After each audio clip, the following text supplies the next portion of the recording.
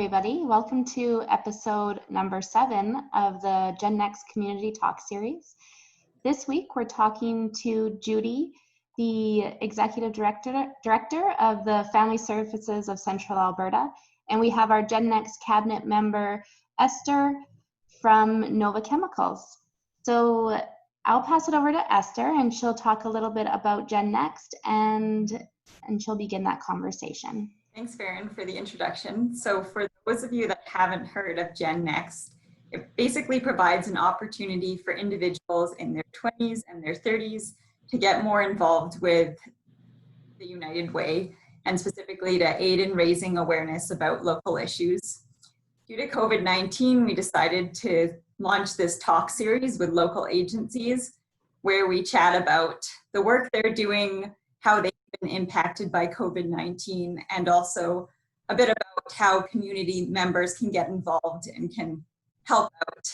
So today we have with us Judy from Family Services of Central Alberta. Thanks for joining us, Judy. You're welcome. Thanks for inviting me. Could you please tell us a bit about yourself and about your agency?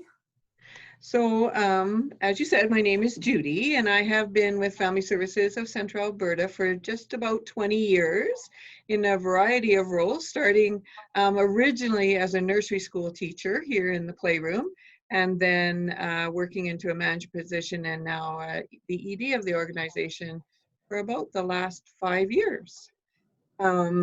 Besides being an AD, the most other important job I have is I'm a Nana. So I have 4 amazing grandchildren that fill my bucket every day and help me do the work that we do in our agency. So Family Services has been in the community for a very long time, actually since 1967, providing services. And so people will recognize us coming down Gates Avenue with the big mural on the side of our building. So that is us.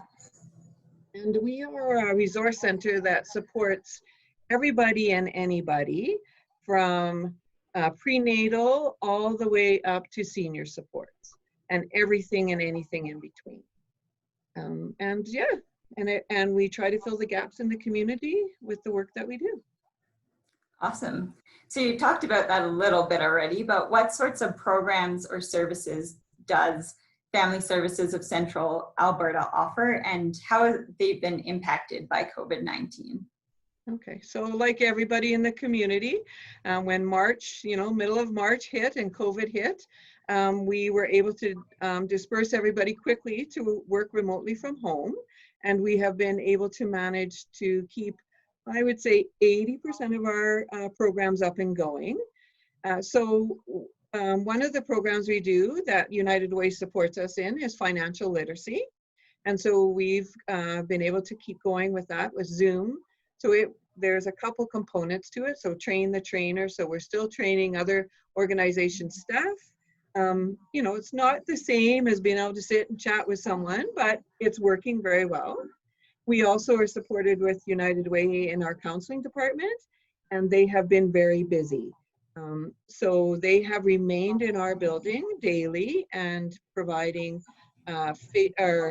virtual supports either by telephone or FaceTime or Zoom, and very busy. So we have 3 counselors, and they manage to do their work very well. People are getting anxious though and getting tired. I think we're seeing lots of digital exhaustion, and they're ready to come back face to face. We also support families through a variety of home visitation programs. So one being Healthy Families, that starts with when you're first-time mom with a new babe and you're looking for a little bit of extra help, all the way up to Infant Preschool Wellness, who provides supports for those other families that might have multiple children up to the age of 6. And we have our Building Incredible Babies program that supports pregnant moms. So typically looking at those at-risk moms, so teen moms, new Canadians, those kinds of things. And lots of play programs. We do the Children's Festival, which we did virtually this year, so that was an experience. We saw the smoke last year and thought we'd seen everything, but I guess not.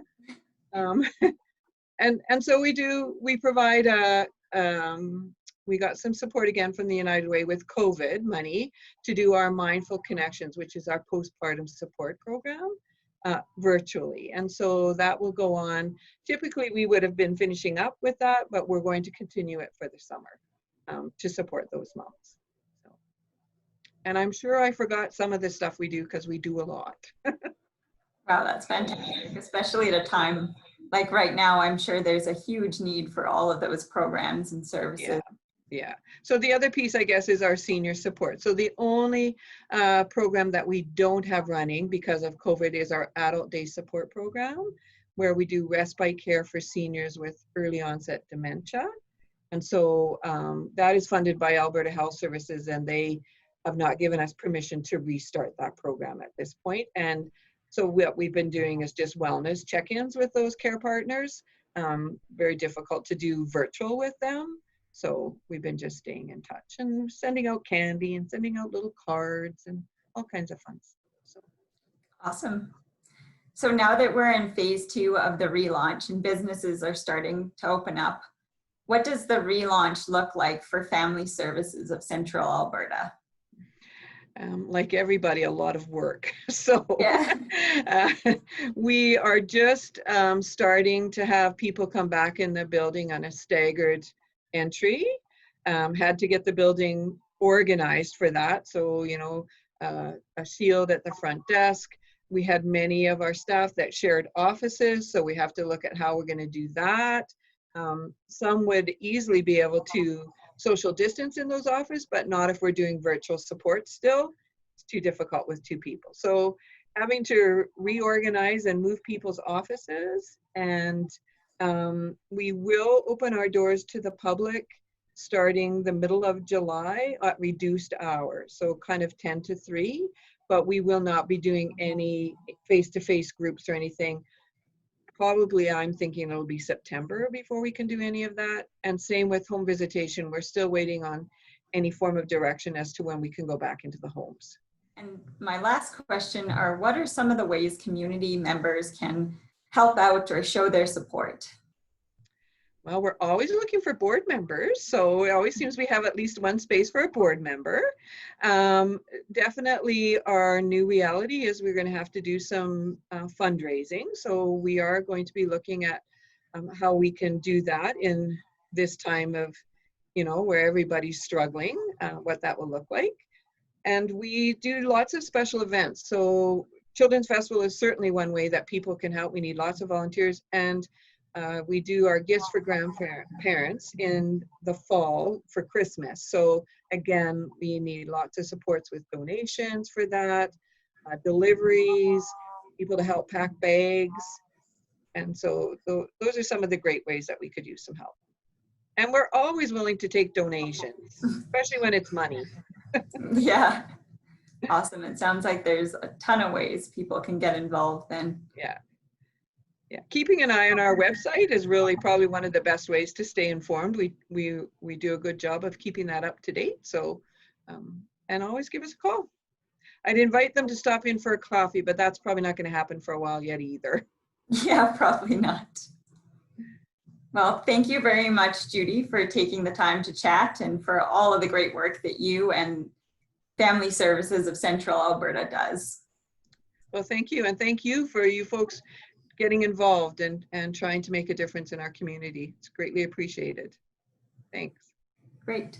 And for our viewers, please consider checking out some of our other talks that we've done. We're aiming to release about 1 a week. And if you're interested in learning more about GenNext or about the United Way of Central Alberta, you can visit our websites that we'll link below, or you can check us out and follow us on social media as well.